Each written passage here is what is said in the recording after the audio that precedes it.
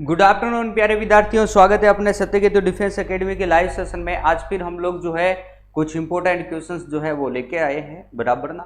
उन क्वेश्चनों को हम लोग जो है क्या करते हैं, सॉल्व करते हैं, बराबर ना। ओके, कुछ क्वेश्चन ऐसे भी होंगे जो पहले हम लोग करवा चुके हैं और उनको आज जो है वापस हम लोग एक बार रिपीटली के तौर पर जो है मैं यहाँ डाल रहा हूँ, ठीक है ना। तो उनको आप लोग जो है जरा ध्यान से जो है वो पढ़ो और वापस जो है गलत नहीं होना चाहिए, उसके उद्देश्य से जो है वहां पे इस क्वेश्चनों को हमने वापस रिवाइज के लिए डाला है, बराबर ना। ओके, तो कोई बात नहीं, हम लोग फर्स्ट क्वेश्चन करते हैं। ओके, जल्दी से जल्दी जो है अपनी क्लास को शेयर कर दो। ओके, सुभाष डांगी, जय हिंद, डोलाराम चौधरी, ओके, पापा की शेरनी सर, ओके, तेजा पवार, ठीक है, जसोल सिंह भाटी, एनआरडी डूडी, ओके, चलो ठीक है। आप सभी का आंसर जो है आया है, ए आंसर आया है, बहुत अच्छा। ए आंसर हमारा जो है राइट आंसर भी है। पुष्पों के अध्ययन को हम लोग जो है वो एंथोलॉजी कहते हैं, बराबर ना। क्या कहते हैं? एंथोलॉजी। ओके, एंथोलॉजी यानी कि पुष्पों के अध्ययन को हम लोग जो है वो क्या बोलते हैं, एंथोलॉजी कहेंगे, ठीक है। तो अपने अगर एग्जाम में क्वेश्चन आए कि पुष्पों के अध्ययन को क्या कहते हैं, तो मेरे लाडलो, मेरे प्यारे भाइयों, मेरे प्यारे विद्यार्थियों, ध्यान में रखना ये क्वेश्चन गलत नहीं होना चाहिए, क्योंकि अभी 2-3 एग्जाम में कंटिन्यू ये एग्जाम जो है क्वेश्चन जो है पूछा हुआ है, इसलिए ध्यान में रखना, ठीक है। ओके, आगे चलते हैं, नेक्स्ट क्वेश्चन की तरफ चलते हैं।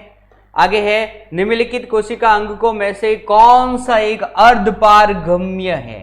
कौन सा भाई, जल्दी से बताओ, अर्धपारगम्य कौन सा है? कोशिका झिल्ली, प्लाज्मा झिल्ली, कोशिका भित्ति, केंद्रक।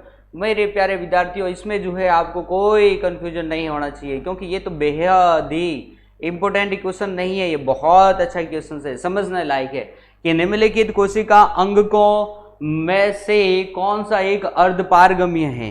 कोशिका झिल्ली, 1 सेकेंड प्लीज, 1 सेकेंड, आप लोग जल्दी से जो है वो आंसर दो इस क्वेश्चन का। ओके,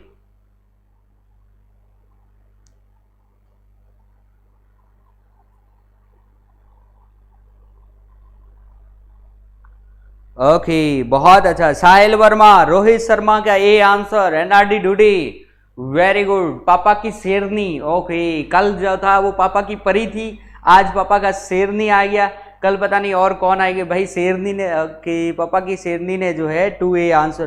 भाई ये क्या नाम रख दे हो, हैं? सही नाम रखो, जो अपना रियल नाम है वो रखो। सुभाष डूडी, एनआरडी डूडी, ओके प्यारे विद्यार्थियों, ए आंसर आया है कोशिका झिल्ली। तो मैं आपको ये कह रहा हूं कि ये अपनी कोशिका होती है, इस कोशिका में ये बीच वाला क्या होता है, केंद्रक होता है। इस बार वाली झिल्ली को हम लोग क्या बोलते हैं, कोशिका झिल्ली बोलते हैं। और आपको भी पता है कि कोशिका झिल्ली में से कुछ ही पदार्थ जो है कोशिका के अंदर आ पाते हैं और कुछ ही पदार्थ जो है कोशिका से बाहर जा सकते हैं। तो कुछ ही पदार्थों का आवागमन, कुछ ही पदार्थों का जो है बाहर जा सकते हैं। तो इस प्रकार की ये झिल्ली जो है कुछ ही पदार्थों का क्या करती है, चयन कर रही है, यानी इसे हम लोग क्या बोलते हैं, अर्धपारगम्य झिल्ली, या फिर हम लोग इसको बोलते हैं चयनात्मक झिल्ली, राइट है ना। प्यारे विद्यार्थियों, एक बात ध्यान में रखना, पादपों में जो है वो कोशिका झिल्ली के ऊपर एक और झिल्ली पाई जाती है, जिसे हम लोग क्या बोलते हैं, कोशिका भित्ति बोलते हैं। क्या बोलते हैं? कोशिका भित्ति। Okay, yes. तो मेरे प्यारे विद्यार्थियों, कोशिका झिल्ली जो होती है ना, वो किसकी, प्रोटीन प्लस वसा की बनी हुई होती है, प्रोटीन प्लस वसा। और ये कोशिका भित्ति जो होती है वो सेलुलोज, हेमी सेलुलोज, इनकी बनी हुई होती है। ये सारे सब कुछ आपको जो है मैंने थियोरेटिकल में लिखवा रखे हैं, बराबर ना, इसलिए डोंट वरी, टेंशन ना लो, ये सिंपल है, इसलिए मैं आपको सिर्फ से लेकर के छोड़ दिया है, क्योंकि इसे आप लोग समझ जाओगे, बराबर ना। ओके, आगे चले, हम लोग नेक्स्ट क्वेश्चन की तरफ चलते हैं। अगला क्वेश्चन हमारा इस प्रकार से है, देखो, एक समान कोशिकाओं से मिलकर बनी संरचना कहलाती है कोशिका गुच्छ, उत्तक, अंग और भाग। तो जल्दी से जल्दी मेरे प्यारे विद्यार्थियों, जल्दी से जल्दी जो है आप लोग मुझे जो है कमेंट करके बताओ क्या होगा इसका आंसर, जल्दी से बताओ भाई। हाँ भाई, क्लास को लाइक और शेयर तो कर दो, जल्दी से क्लास को लाइक और शेयर करो। एक बार जो है सभी जो है एक बार क्लास को लाइक और शेयर कर दो। हृदय की धड़कन, भाई दोलाराम चौधरी पूछ रहे कि सर सबसे कम व सबसे ज्यादा हृदय की धड़कन किसकी होती है? राजा सबसे कम तो जो है वो हाथी की होती है, जो कि 28 होती है प्रति मिनट होती है, राइट है ना। और अगर मैं सबसे ज्यादा हार्ट बीट की बात करता हूं तो सबसे ज्यादा जो होती है वो अपने चूहों में होती है, जो कि 400 से 600 होती है प्रति मिनट। ओके, तो ध्यान में रखना है ये क्वेश्चन। ओके, बराबर ना। और भी अगर आपके पास में कोई कंफ्यूज है तो आप पूछ सकते हो। एक हल्की और एक भारी वस्तु की गतिज ऊर्जा समान है तो इसका संवेग अधिक होगा।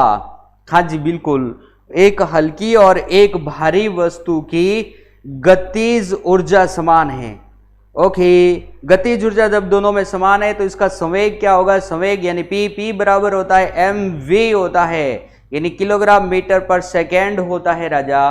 और जब इसकी दोनों की गतिज ऊर्जा समान हो जाती है तो इसको तो हम लोग जो है कैलकुलेशन करके देख लेंगे। भाई कुंदन सिंह क्या कर रहा है, कैसा मतलब ये इसमें करना क्या है? सही आंसर सही लिखकर भेज, क्वेश्चन जो है वो सही लिखकर भेज। क्या लिखा? एक हल्की और एक भारी वस्तु की गतिज ऊर्जा समान है, बिल्कुल, तो इसका संवेग अधिक होगा। बिल्कुल, संवेग तो जो है ऑलरेडी जो है अपने जो है गतिज ऊर्जा पे डिपेंड होता है, बराबर ना। ये चीज ध्यान में रखना, क्योंकि संवेग p बराबर क्या होता है? mv होता है। ये चीज तो आप लोगों को भी पता है। m बराबर क्या होता है? m बराबर अपने क्या होता है? द्रव्यमान होता है। और v बराबर क्या होता है? वेग होता है। जब हम लोग वेग और इसको द्रव्यमान को दोनों को दुगना कर देते हैं तो अपने आप जो है ये तो संवेग तो बढ़ने वाला ही है। ओके, चल ठीक है।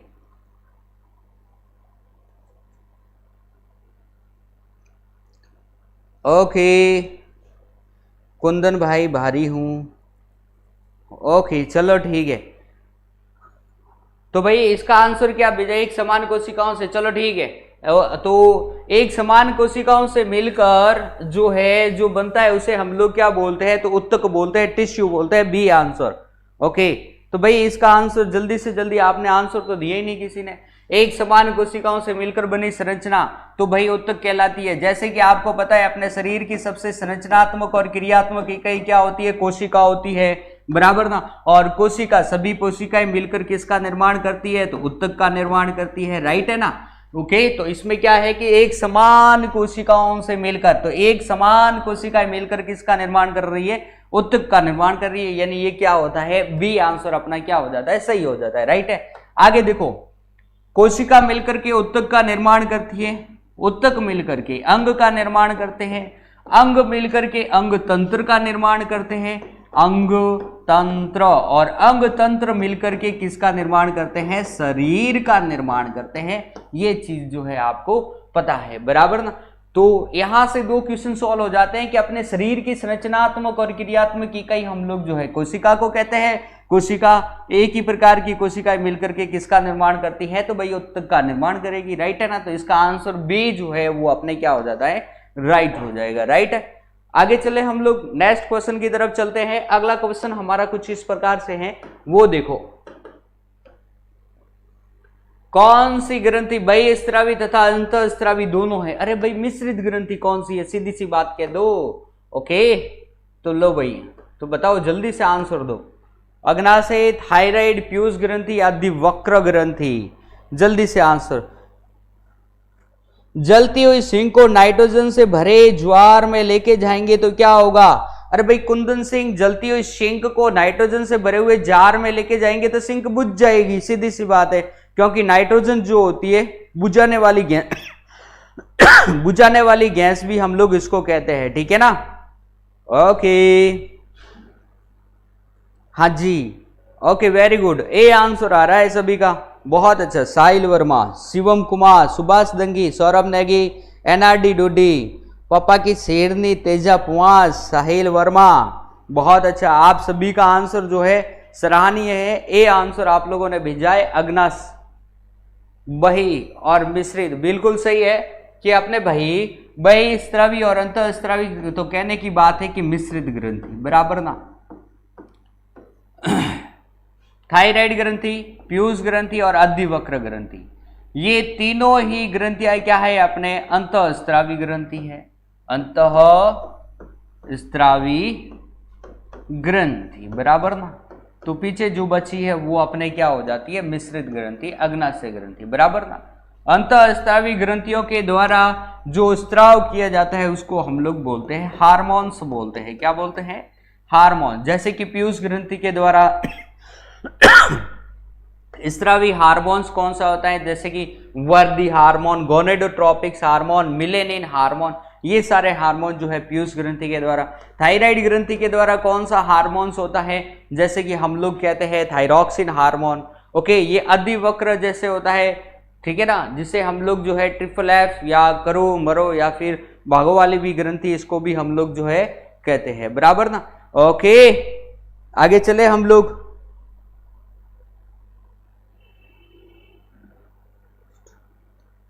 हाँ भी डोलाराम चौधरी बिल्कुल कहते हैं, ठीक है। और वही स्त्रावी ग्रंथियों के द्वारा जो स्त्राव होता है उसे हम लोग जो है वो क्या बोलेंगे, एंजाइम कहेंगे। एंजाइम किसके द्वारा, तो बही स्त्रावी ग्रंथियों के द्वारा। बही स्त्रावी ग्रंथियां, बही स्त्रावी ग्रंथियां जो होती है ना, वो सामान्यतः किसका निर्माण करती है, तो या किसका स्त्रावण करती है, तो एंजाइम का स्त्रावण करती है, राइट है। आगे चले हम लोग नेक्स्ट क्वेश्चन की तरफ चलते हैं। आगे नेक्स्ट अपना क्वेश्चन इस प्रकार से आ रहा है, वो देखो। रेडियो धार्मिकता की जो है वो खोज की, रेडियो धार्मिकता की खोज किसने की, Rutherford, Henry Becquerel, Roentgen and Thompson.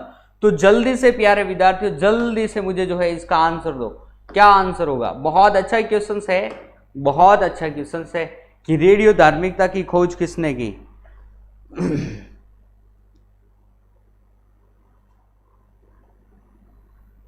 भाई कुंदन सिंह, तेज दौड़ती हुई कार के ब्रेक लगाने पर उसके टायर जो है गर्म हो जाते हैं, किस कारण से, और ये कौन सी ऊर्जा कौन में बदलते हैं। भाई तेज दौड़ती हुई कार के अगर हम लोग ब्रेक लगाएंगे ना तो वो उसमें जो है गर्म हो जाती है, क्योंकि वो गतिज ऊर्जा जो होती है उसके अंतर्गत, और घर्षण बल होता है। आई बात समझ में, अपने सड़क के अंदर जो है वो कौन सा बल होता है, घर्षण बल होता है। अब क्वेश्चन क्या आता है, क्वेश्चन तो वापस ऊपर चला गया, B answer. Okay, very good, बहुत अच्छा, ठीक है, वेरी गुड। सबका आंसर जो है एकदम सही आ रहा है, बी, बी आंसर, ठीक है। कुंदन सिंह क्वेश्चन को वापस भेज, एक मिनट रुक। ओके, रेडियो धार्मिकता की खोज किसने की थी, तो भाई हेनरी बेकुरल ने की थी, ठीक है। रेडियो धार्मिकता के लिए तीन जो है वो थे अपने वैज्ञानिक, कौन कौन से, madam Curie, okay, Pierre Curie and, और हम लोग क्या कहेंगे, हेनरी बेकुरल। और इन तीनों ने मिलकर के अपने जो है किसका निर्माण किया था, रेडियो धार्मिकता, बराबर ना। ओके, ठीक है।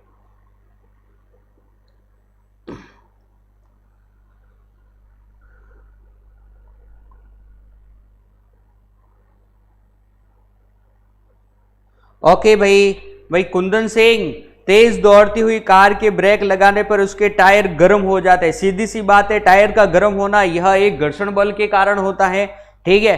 अब घर्षण बल के जो है उसमें एनर्जी कहां से आती है, तो आपको पता ही है, घर्षण बल के कारण जो है अपने रासायनिक ऊर्जा उसके अंतर्गत आ जाती है, ठीक है, जो कि गतिज ऊर्जा में कन्वर्ट होती है। ओके, बाकी इसमें एनर्जी कन्वर्ट हो ऐसा कोई जरूरी नहीं है भाई। टायर जो होता है वो एनर्जी जो है वो कन्वर्ट नहीं कर सकता, बराबर ना।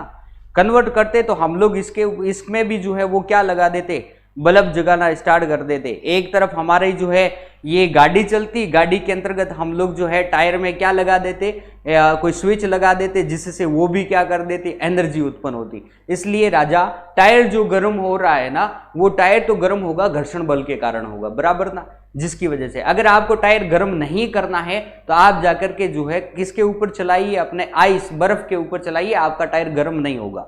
ओके, तो टायर का गर्म होना तो ये तो अपने किसके कारण हो जाता है, तो ये तो घर्षण बल के कारण हो जाता है, बराबर ना। और एनर्जी ये कन्वर्ट नहीं कर सकता, बराबर।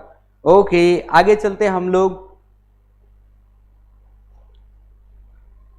हाँ, आगे चले।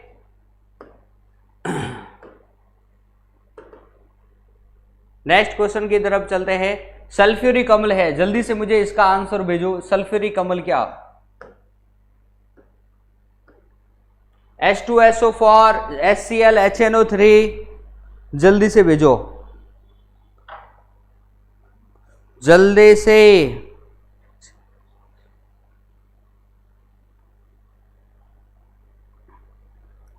Okay, very good. पापा की शेरनी का सबसे पहले आंसर है।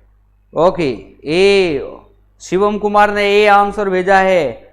फिर जसोल बी, बहुत अच्छा। अंकित कुमार बी आंसर आ रहा है, वेरी गुड। बी, और ज्यादातर बी आ रहा है सबका। ठीक है, सल्फ्यूर, अरे भाई इसमें क्या ए और बी कर रहे हो? सल्फ्यूरिक अम्ल है, H2SO4, सीधी सी बात है, H2SO4 सल्फ्यूरिक अम्ल, बराबर ना। और यह एक प्रकार का जो है वो क्या है? परबल अम्ल है। कौन सा है? परबल अम्ल। परबल अम्ल कौन कौन से? जैसे कि HCl, H2SO4, ये क्या होते हैं? परबल अम्ल होते हैं। ठीक है ना, ये चीज ध्यान में रखनी है। ठीक है ना।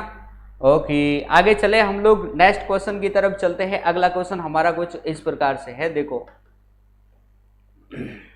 निम्न में से कौन सी वस्तु जो है चुंबकीय है? पारा, लोहा, सोना और चांदी। तो भाई इसमें तो अब ये तो कुछ क्वेश्चन ऐसा लायक है नहीं, बराबर ना। कौन सी चुंबक है जो चुंबक की तरह अट्रैक्शन होती है वो चुंबकीय हो जाएगी, यानी लोहा। अब इसमें तो ये तो बच्चा बच्चा जानता है, बराबर ना, कि कौन सी जो है अपनी चुंबकीय है, तो वो कौन सी हो जाएगी अपनी ये। ओके, हाँ भाई, हाँ कुंदन सिंह, यांत्रिक ऊर्जा को उष्मा ऊर्जा में मैंने आपको बताया ना, ये कन्वर्ट कर सकता है, बराबर ना। मतलब कि ये जो यांत्रिक ऊर्जा को उष्मा ऊर्जा में जो है वो कन्वर्ट करना। लेकिन एक बात ध्यान में रखना, यांत्रिक ऊर्जा इस प्रकार से कन्वर्ट नहीं हो सकती। ओके, जैसे कि मैं अपनी हथेली होती है, अगर मैं हथेली को भी जो है यहां पर रगड़ता हूं अपने शर्ट पर, तो अपनी हथेली भी जो है वो क्या हो जाती है? गर्म हो जाती है। इसका मतलब ये नहीं कि उसके अंतर्गत यांत्रिक ऊर्जा आ जाती है, राइट है ना। तो ये चीज नहीं है, ये फोर्स के कारण जो है वो गर्म होता है, राइट है। ओके, जी नहीं। ओके, चलो ठीक है, आगे चलते हैं हम लोग।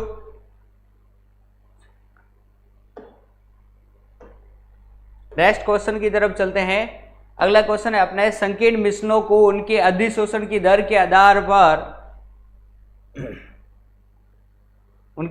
पर अलग अलग कहलाती है। संकीर्ण मिश्रणों को उनके अधिशोषण की दर के आधार पर अलग कहलाती है। ओके, अलग करने की विधि जो है वो कहलाती है क्या? संकीर्ण मिश्रणों को उनके अधिशोषण की दर के आधार पर जो है अलग करने की विधि जो है वो कहलाती है, उसका नाम बताओ। अवसाधन, आश्वासन, अधिश, धारण और वर्णलेखनी। तो प्यारे विद्यार्थियों, मिश्रणों को उनके अधिशोषण की दर के आधार पर अलग करने की विधि कौन सी है वो आपको जो है मुझे बतानी है। तो इसमें कुछ नहीं है, ये तो आपको मैंने कल भी करवाया था ये क्वेश्चंस। आई बात समझ में? कल भी अपने ये क्वेश्चन आया था, इसलिए वापस इसको मैं जो है आपको होमवर्क के अंतर्गत जो है वो दे देता हूं। ओके, चलो ठीक है। हाँ बिल्कुल बिल्कुल सही है, कुछ के आंसर भी आ चुके हैं। अवसाधन, बिल्कुल ठीक है ना। हाँ जी,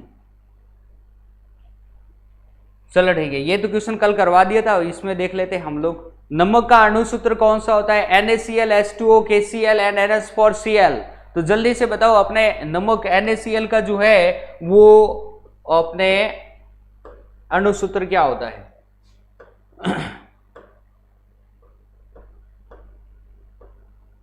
तो प्यारे विद्यार्थियों, आपको पता ही है, इसमें कोई सोचने वाली बात है नहीं कि इसमें कौन सा होगा, NaCl होगा। ओके, एक बात ध्यान में रखना, HCl प्लस अपने NaOH, आपको पता है ये क्या है? परबल अम्ल है, बराबर ना, परबल अम्ल। और ये क्या है? अपने परबल क्षार है, राइट है ना। परबल अम्ल और ये क्या है? परबल क्षार। और जब ये दोनों अम्ल और क्षार आपस में रिएक्शन करेंगे तो लवण का निर्माण होगा। तो यहां पर जो है आपको बताया NaCl बनेगा, यानी ये मैं उस दिन भी बताया था, आज भी बता रहा हूं, NaCl प्लस H2O बनेगा, राइट है ना। प्यारे विद्यार्थियों, एक बात अब मैं इंपॉर्टेंट एक बात बता रहा हूं, जब परबल अम्ल और परबल क्षार ये दोनों जब आपस में कन्वर्ट होते हैं तो एक इस अभिक्रिया को हम लोग उदासीनीकरण अभिक्रिया भी कह सकते हैं। और आई बात में, अब इसका पीएच मान जो होगा ना वो 7 होगा, ये चीज ध्यान में रखना। NaCl का पीएच मान कितना है? तो भाई 7 है। ये चीज ध्यान में रखना है। क्या है ये? पीएच मान, बराबर। अब क्वेश्चन ये है कि सर पीएच मान किसका साथ होगा, तो आप ध्यान में रखना जो प्रबल अम्ल प्लस प्रबल सार दोनों आपस में क्रिया करेंगे तो बनने वाला जो लवण होगा ना वो कैसा होगा? सार होगा। और यहां पर अगर यहां पर जो है प्रबल अम्ल प्लस दुर्बल सार ये दोनों आपस में क्रिया करेंगे तो बनेगा तो लवण, लेकिन वो होगा कैसा? तो वो होगा अपने अम्लीय। और यहां से दुर्बल अम्ल और प्रबल सार अगर मिल जाए तो यहां पर फिर क्या बन जाता है? वो अम्लीय क्षारीय बनेगा। तो ये चीज ध्यान में रखनी है। तो अपने तो सिर्फ इतना ही ध्यान में रखना है कि प्रबल अम्ल और प्रबल सार ये दोनों जब आपस में रिएक्शन करेंगे तो अपने जो है उदासीन का निर्माण होगा। उस समय इसका पीएच मान कितना होता है? 7 होता है। और ये एग्जाम में भी पूछा हुआ कि NaCl का पीएच मान कितना है? तो 7 है। ठीक है, ओके, आगे चलते हैं, नेक्स्ट क्वेश्चन की तरफ चलेंगे। गति के दर में परिवर्तन को कहते हैं त्वरण, चाल या शक्ति? क्या कहते हैं? जल्दी से आंसर दो इसका। ठीक है ना, गति में परिवर्तन की दर को यानी वेग में परिवर्तन की दर को हम लोग क्या बोलते हैं? त्वरण बोलते हैं। क्या बोलते हैं? त्वरण। यानी वेग में परिवर्तन की दर को हम लोग क्या बोलेंगे? त्वरण बोलेंगे। ठीक है ना, और त्वरण का जो है मात्रक क्या होता है? न्यूटन मीटर सेकेंड स्क्वायर, बराबर। आगे चलते हैं हम लोग, नेक्स्ट क्वेश्चन की तरफ चलते हैं।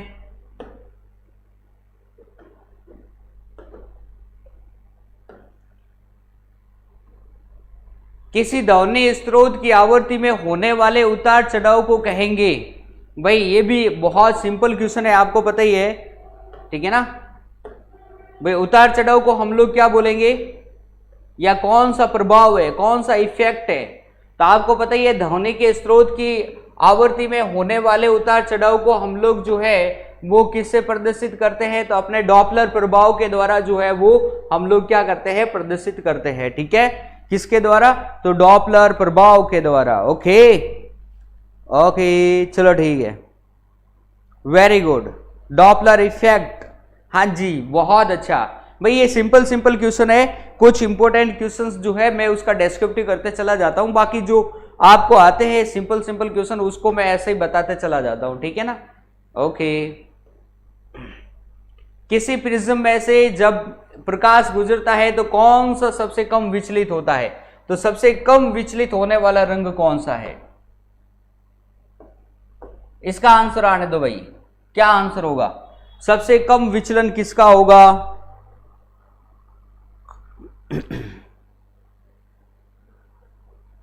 हाँ जी, ओके, सबसे कम विचरण, बहुत अच्छा, ए यानी कि रेड कलर का। बॉय वेरी गुड भाई, सीधी सी बात है कि अगर हम लोग एक प्रिज्म में से प्रकाश को गुजारते हैं तो अपने ये 7 रंग जो है इसमें से बाहर निकलते हैं, बराबर ना।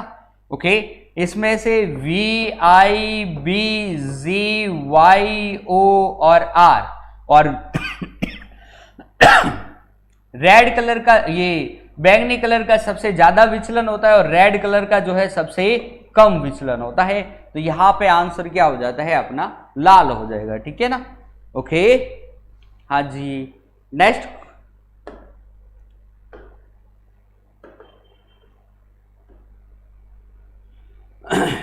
अंतरिक्ष यात्री को आकाश का रंग दिखाई देता है। अंतरिक्ष यात्री को आकाश का रंग कैसा दिखाई देता है? जल्दी से बताओ।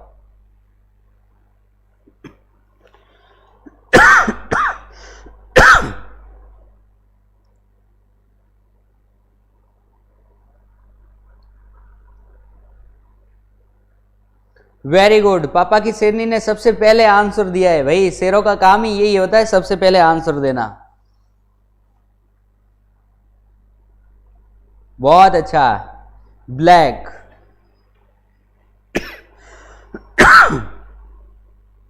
अंकित काला, हाँ जी, वेरी गुड। अंतरिक्ष यात्री को अंतरिक्ष से आकाश का रंग कैसा दिखाई देता है? तो काला दिखाई देगा, सीधी सी बात है। ओके, अब क्वेश्चन है कि काला क्यों दिखाई देता है? तो प्रकीर्णन के कारण। तो प्यारे विद्यार्थियों, आपको पता ही है हमारे यहाँ पर आकाश का जो रंग जो है वो नीला किसके कारण दिखाई देता है? तो सीधी सी बात है, प्रकीर्णन के कारण जो है वो नीला दिखाई देता है, बराबर ना। अब क्वेश्चन यही है कि भाई अंतरिक्ष यात्री को जो है वो नीला क्यों नहीं दिखाई देता? तो सीधी सी बात है कि वहां पर जो है वो प्रकीर्णन की क्रिया जो है वो होती नहीं है। प्रकीर्णन का मतलब क्या होता है? प्रकाश का धूल मिट्टी के कणों से टकराकर फैलने की घटना को हम लोग प्रकीर्णन कहते हैं। तो आपको बताइए, अंतरिक्ष में तो कोई धूल मिट्टी के कण होते नहीं है और प्रकीर्णन होता नहीं है। जब प्रकीर्णन नहीं होगा तो सीधी सी बात है, बैंगनी या नीला कलर जो है वो फैलेगा नहीं, और फैलेगा नहीं तो आकाश का रंग जो है जैसा था वैसा का वैसा ही दिखाई देगा। यानी कि हम लोग कह सकते हैं कि अंतरिक्ष यात्री को आकाश का रंग काला दिखाई देता है, बराबर ना। ओके, लास्ट क्वेश्चन है, देखो, विभवांतर का मात्रक होता है। विभवांतर का मात्रक क्या होता है? जल्दी से आंसर दो। विभवांतर का मात्रक क्या होता है? एम्पियर, वोल्ट, कूलम एंड ओम। क्या होगा? तो मेरे प्यारे शेरों, आपको पता ही होगा कि एम्पियर किसका है? तो विद्युत धारा का मात्रक है, विद्युत धारा। ओके ओके, वोल्ट किसका मात्रक है? तो विभवांतर का मात्रक है, विभवांतर। ठीक है, कूलम किसका मात्रक है? तो ये है आवेश का मात्रक है, कूलम। ओम किसका मात्रक है? तो ओम जो है वो प्रतिरोध का मात्रक है, राइट है। ये चीजें जो है वो पता होनी चाहिए, ये एक एक करके, राइट है ना। ओके, बहुत अच्छा। सभी का आंसर तो देखो, सभी की धड़ाधड़ सभी आंसर भेज रहे हैं, वेरी गुड। ओके, सभी शेर बन गए हैं आजकल, है ना। हाँ जी, लुनाराम जानी, बहुत अच्छा। Hanuman Singh, Jasol Singh, okay, very good. हाँ जी, V इजिकल टू W/Q होता है, वेरी गुड। विभवांतर बराबर होता है W/Q होता है, बिल्कुल होता है। ओके, चलो ठीक है। ओके, चलो ठीक है। ओके प्यारे विद्यार्थियों, तो यहां से अपना जो है आज का सेशन क्या होता है, कंप्लीट होता है। कल फिर हम लोग जो है अपने इसी तरीके से इंपोर्टेंट क्वेश्चंस लेकर आएंगे और सॉल्व करेंगे। इसलिए आप लोग जो है फिक्स अपनी क्लास में जैसे ही टाइम आती है, आपके पास मैसेज आता है, तो जल्दी से जल्दी जो है आप लाइव आ जाना। ओके, और भी किसी प्रकार के कोई क्वेश्चनों में कोई दिक्कत है तो आप लोग कमेंट करके हमें बता सकते हैं। मैं आपके उन क्वेश्चनों को, सारे क्वेश्चनों का जो है वो आंसर दूंगा, बराबर ना। ओके, तो चलते हैं फिर प्यारे विद्यार्थियों, और जाने से पहले आप सभी से हार्डली रिक्वेस्ट है कि प्लीज एक बार जो है अपने सत्यकेतु डिफेंस एकेडमी चैनल को जो है वो सब्सक्राइब कर दो, प्लस अपने YouTube चैनल को भी जो है वो लाइक कर दो, ठीक है। और जितना ज्यादा हो सके एक बार अपने ग्रुप में भी जो है वो शेयर कर दो, ओके, ताकि दूसरे विद्यार्थी भी जो है इंपोर्टेंट क्वेश्चनों को देख सके। क्लास कैसी लगी इसके बारे में भी जो है कमेंट खत्म हो, जैसे वीडियो खत्म होता है उसके बाद में कमेंट में जरूर बताना, ठीक है। तो चलते हैं फिर, कल फिर हम लोग मिलेंगे ऐसे ही इंपोर्टेंट क्वेश्चन के साथ में। तब तक के लिए आप सभी को मेरा जय हिंद, जय भारत।